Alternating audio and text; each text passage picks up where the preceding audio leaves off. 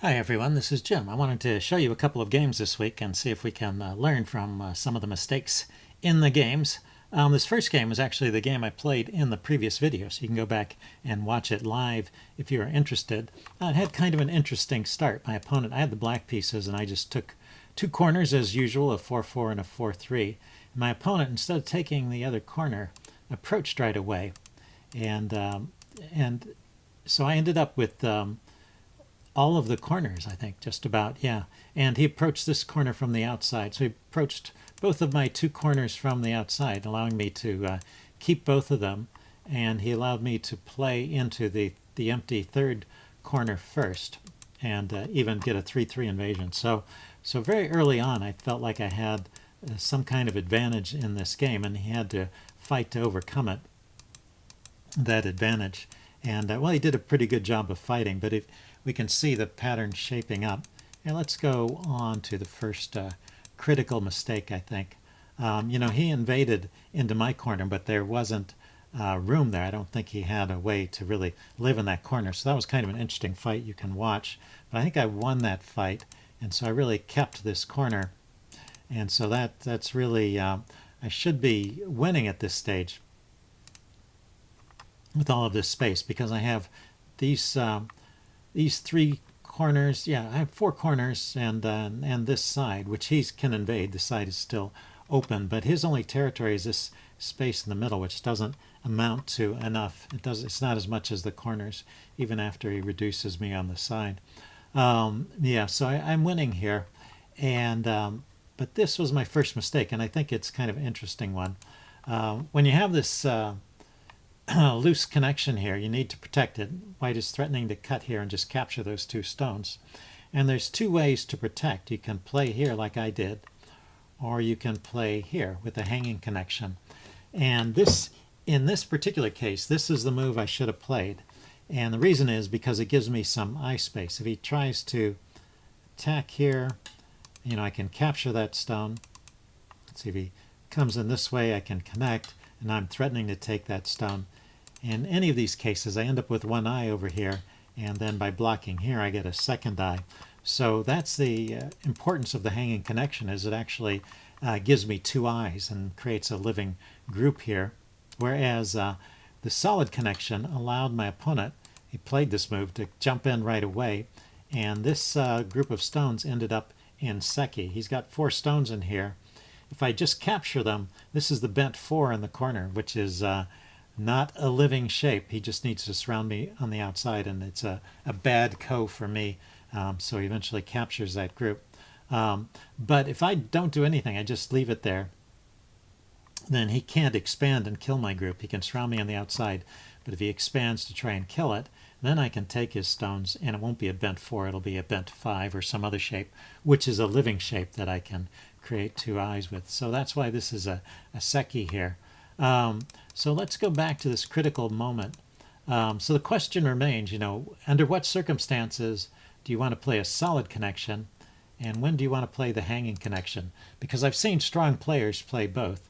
And what I realized is that if this group is a solid group, solid meaning definitely alive, say it's just so big that white can't kill it from the inside, or it already has two eyes, so no move that white can play can kill it, then this is the most solid connection, because if you play the hanging connection, white can threaten the connection with this move at C13 here. And it's a very interesting threat.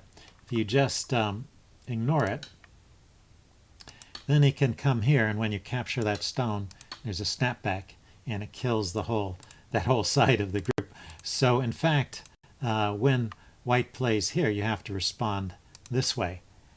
And then if he tries to kill it, you can take, and there's no snapback because you've created two spaces there when you took the stones, and so there's no single stone that can kill it. So that's why you have to respond here, and that's why that works. So that you're going to be alive, you're still going to have your two eyes, but this is a co-threat.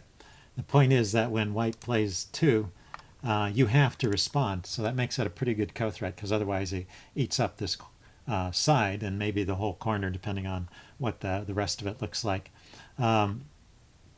So this is the answer, I think. If your group is solid, meaning it has two eyes or it's big enough that it can't be attacked, then you want to just make a solid connection because you don't want to give your opponent any co-threats.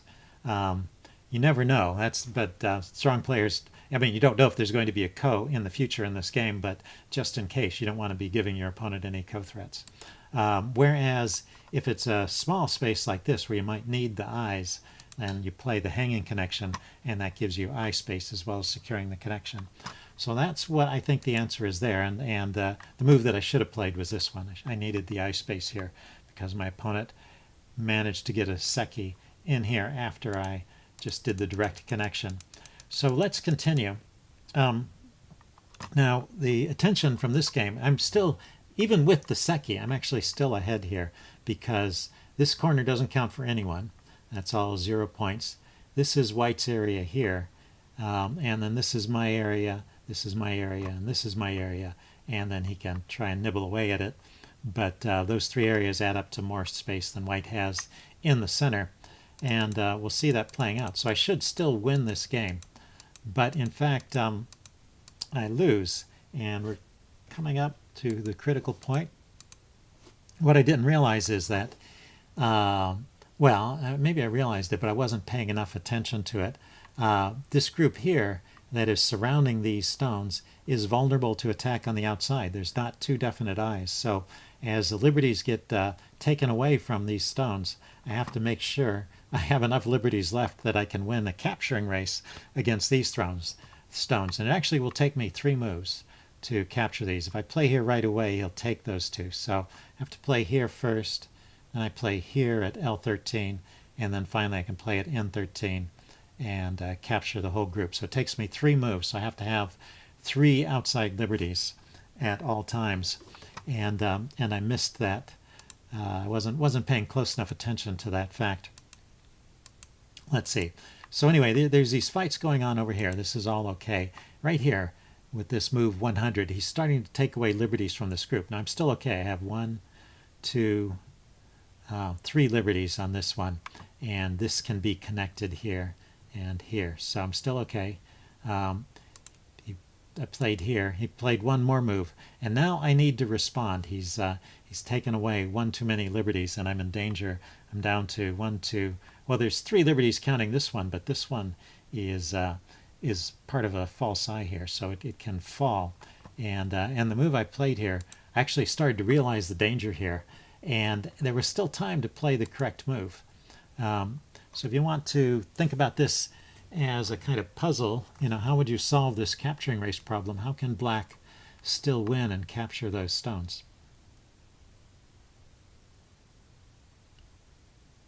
Okay, yeah, you can pause the video here and think about it if you want some time. I'm going to give you the answer that I came up with.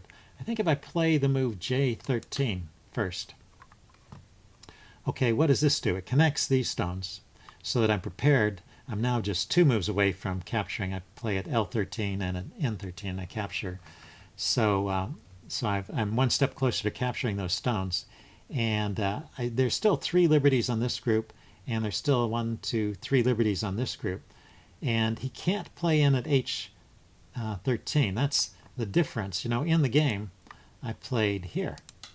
And he can play at G13 and just start to put pressure on this group. And I still need to connect here to kill. So I thought I was giving myself an extra liberty, but that was just a miscalculation on this part. I can't really give myself any liberties. I just have to go directly for the attack, but do it in this way. And this is a kind of approach liberty here that he has to build up to get into. So he can't directly go there. He can go, well, he could capture here, taking away 1 more liberty. And then I go here, and now this group is in in Atari. I'm about to kill it. So he can't, this group still has 2 liberties. He can't kill that one. And this group still has 2 liberties. He can't kill that one. He can take this stone, but still I can just jump right in there and kill the group. So that was my second mistake, and that one really changed the tide. The first mistake, I still had a good game just because I had, I'd done well in the corners. But when I gave back this corner, then it's losing for me. And let's see, let's continue. To the end of the game, he captured my stones. And at the end, let's estimate the score here. He won by 37 points. Yeah, that's quite a bit. But yeah, like I said, it's well, actually, it's miscounting because it's giving him this corner, and that's actually Seki. Let's see if I can fix that. Those should not count as white stones.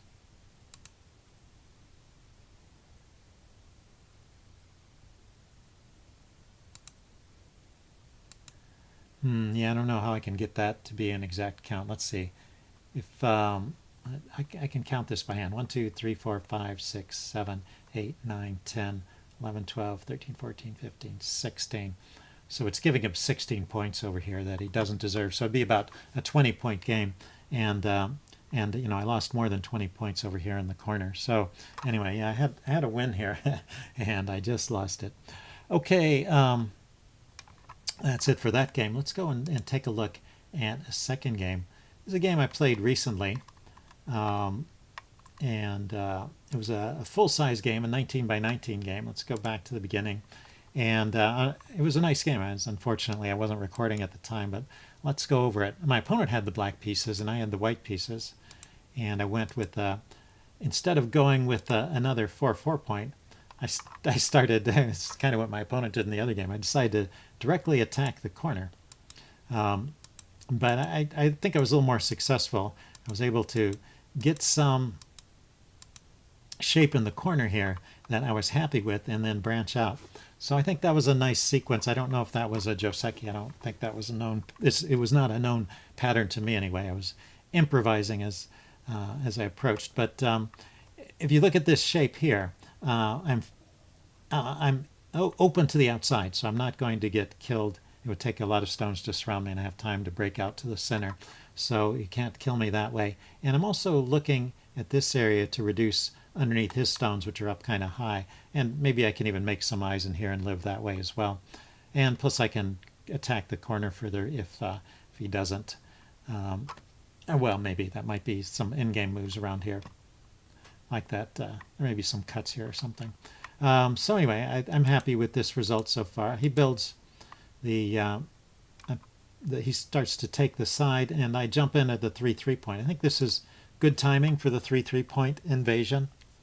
Before he gets too strong on this side, I'll take away this corner, and so I'm doing that before he can build a double wing structure. So I think that's okay here. He does get a wall looking this way, so I come around after living in the corner here. I come back and play this stone at C11, and that's just to inhibit this group from getting too large here. He could have tried pincering this stone. That might have been an interesting fight, but instead he approached the corner. So I just did the normal Joseki there. And then I put another stone in this corner to start enclosing it, and then I went back to this shape over here and started to extend a little bit. I'm basically thinking of reducing him on this side. He's got potential to grow on this side, and I have potential on this side as well. Plus I'm looking out towards the center as well. So he wants to capture some of this territory on the side, so we both are fighting for that, and he approaches my corner from the other side. So he builds up some territory on the side, but I get a nice outward facing wall, so we'll see if I can monetize that, I guess. Let's see, and he did come back and pincer this stone, so we'll see if this group survives. But I don't think his invading stones, in fact, are they're a little bit cut off from his other stones here, so I harass those stones a little bit, but he connects, so they're connected here. I could have tried to cut them off maybe. So let's continue to yeah, so we see the pattern. He, with this little bit of an invasion he did here, and then connecting back with this side, he actually grabbed a big chunk of territory on the bottom and the middle. So I'm jumping in here to try and reduce in this gap between the stones, and I managed to get away with this. I don't know if he could have just cut me off, but he played conservatively and just protected his area. And so I was able to reduce that area somewhat. And also at the same time, I'm still building my area here. I've got, 3 sides of a box, but he's looking out from this side, so he can expand out in this direction. And he does. And let's see, so I start poking in at this corner. I'm expanding the side. I'm building on this group. I'm making sure these stones stay connected. And this move I thought was a pretty interesting move. I just played here at C13. So that move actually makes a threat. So if you might want to imagine that you're black here. There's another little quiz for you. See if you can figure out what I'm threatening after playing this move with C13. And if you want time to think about it, go ahead and pause the video here. Okay, I'm going to give the answer away. My opponent responded to the threat by playing there and just connecting that stone. But if he hadn't played there, say he went back over to this side, maybe played something over here to expand on this side, then I can cut here. And this, if he then connects, I can Atari these stones, and if they connect, then I can Atari this whole group. And this should be a pretty familiar pattern to you. It's a way to convert a group of stones into a kind of a dumpling shape and then capture it. So I'm capturing that whole group. Let's see. And his other possibility after I go here is to connect this way. That's better. But then I get to capture this stone, and I've erased a lot of his potential in this area. So anyway, I thought this was a sign that we were playing a pretty good game. That is, I made this threat here, which is not totally obvious to players at our double-digit Q level. And he was taking his time and thinking about it, and he spotted the idea, and he connected here. So anyway, that was good. And the game continued, and let's go forward to the next fight. I think as it's shaping up, I think this is probably a fairly even game. Because he did get some big areas. I'm building this big area in the center, and I do have this corner and this corner. So I have 2 corners and part of the third corner. He has this corner and part of this corner, but he has this nice area here and this nice area here on the bottom side. Oh, and he also has this area on the right side. So I think a fairly even game. And yeah, he uses these stones, which are strong, to erase my potential in this area. So now my area in the center is down to this group over here. And we continue on fighting. I'm just filling things out on this side. I was noticing here that maybe this group is a little bit weak. It's kind of a peculiar shape and without many liberties. So I had that in the back of my mind. But at the same time, I wanted to reduce over here as much as possible. Wanted to make sure my stones were secure. But at some point I come back and start attacking on the right side. It's right here. So yeah, I start with this move. And if I'm allowed to isolate these stones, they don't have enough space to make 2 eyes. And my opponent really just was not aware of the threat. So at this point, he connected underneath, which is correct. And then I cut on this. And I had to connect. He was just going to, he Atari'd my stone, so I had to connect to keep these weaknesses here that I can attack. And now he extended up, so he's trying to grab as much space as possible. But, well, it might have been safer just to connect like this. But anyway, in the game, he extended up. I don't think it's fatal yet. So I cut here, and he Atari's on the other side, and then I cut here. So there's a common technique when you want to cut on this side, you cut on the other side first, because now this second cut that I played, the one at S10 here, it's an Atari on this stone. So what did he play here? He played an Atari on my stone, and I just captured. And now his group is dead. So I think that was his last chance. So certainly by this point, he's in bad shape. He could still, instead of playing here, so that was definitely a mistake, he could have captured here. And then, let's see, I could try and round up this group. Atari here, it connects. Atari here. I guess I'm still killing this group. You can see, yeah, it's only got 2 liberties. He can start going after mine. Atari here, and I capture that group. So So we have to back up one more step. So already he's in trouble by allowing that second cut.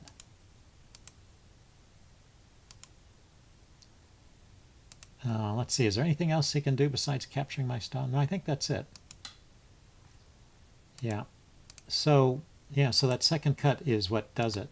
So he needed to, after the first cut, he could still connect. That's what it is. This was his last chance to connect over here. And then this group is cut, my stone at S12, the first cutting stone that I threw in, it doesn't really have a future. So I can't extend it enough to give it enough liberties to start Atarying these stones. I mean, to win a capturing race. He can surround that. So come in here, come in here. Let's see, I can go after his stones. I can connect. Well, actually, this is getting close, isn't it? Let's see. If instead of connecting there, see, yeah. Oh, so maybe there was still the possibility of extending blocks. Is blocking not the right move? We could go for a strategy of trying to create two eyes here. So he could block this way. I mean, these stones are not going anywhere, so it's a question of whether he can live. I could come inside. Yeah, well, anyway, it would be more of a race. I guess the securest, the best chance for him to stop things from going wrong would be to connect right here. So I think the key point is, even though he was alert to the tactics over in this corner, when I attacked here, he wasn't aware of all the weaknesses of this group and eventually fell victim to it. So in the game, yeah, he played that way.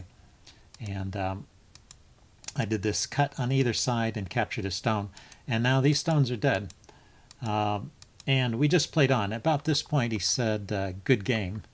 Let's see, where is that? Yeah, he said, good game at move 143. Yeah, so he sort of had given up by that point. He recognized that these stones were lost. But we played out the rest of it just so we can get to the point of counting. I mean, well, he just wanted to play it out, I guess. And he did try an invasion in this corner, but there was not enough room for him to live there. And at the end, let's just go forward to the end. We just kind of tightened up the borders, and we can look at the final shapes, which I think are kind of interesting. So he did get all of this territory over here, and he got all of this territory over here, plus this corner. So that's a pretty good chunk of territory. But I got a big corner here. Remember, this is mine here. Plus, I captured all these stones on the side, so I grew all of this. And then before the fights, I mean, the extra territory I won was from these stones here. Before that, I had the corner, I had this, and I had this side, and I had this corner. So if we estimate the score here, I'm up by about 26 points. So if he had kept some territory over here and I didn't get those stones, that might be enough of a swing to at least the game would be competitive. It would not be a big victory if there was a victory at all for me. So anyway, it was an interesting game. I think kind of a typical game of players at this level, where the game really depends on who's more alert to all of the threats and how the fighting works out. But well, I think it's interesting from that point of view. So I hope you guys enjoyed it, and I will see you again soon.